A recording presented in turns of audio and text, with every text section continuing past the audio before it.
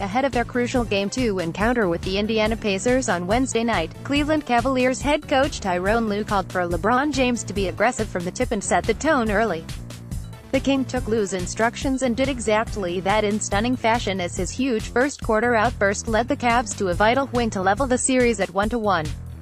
James started the contest scoring the Cavs' first 16 points, going 7 of 8 from the field to give his team a huge lead out of the gates. He ended the first period with an astonishing 20 points. According to ESPN stats, his 16 points in the first 6 minutes was also the most by any player in the first 6 minutes of a playoff game in the past 20 seasons, per ESPN. The three-time champion went into halftime with 29 points to his name, which set a Cavaliers franchise playoff record for points in a half.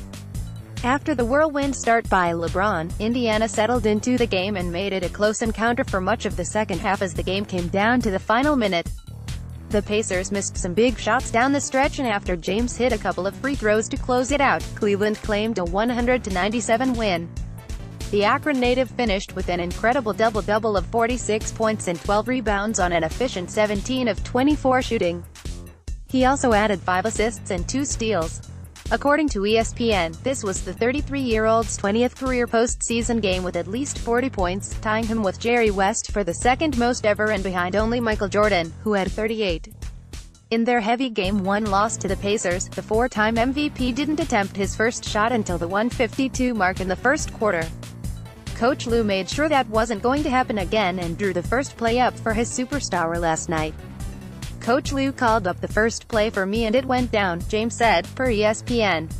So we went back to it. I was able to hit another one. And it just felt like I was in a really good rhythm, so I just tried to see how long I could stay in that zone and try to make a mark on the game early on. I played my game, he said. LBJ had 12 field goal attempts in the first quarter, which is tied for the most he's ever had in the first period in his career. He emphatically answered the call from his coach to be more aggressive. A backs-to-the-wall LeBron is always a joy to watch, and Indiana had no answer for the best player in the world as he put Cleveland on his back. The series will now quickly shift to Indianapolis as Game 3 takes place on Friday night, finally poised at 1 game apiece. Listen here to the first episode of the new Give Me Sport NBA podcast, featuring former Cleveland Cavaliers general manager David Griffin. Enjoy, and please subscribe for all future episodes.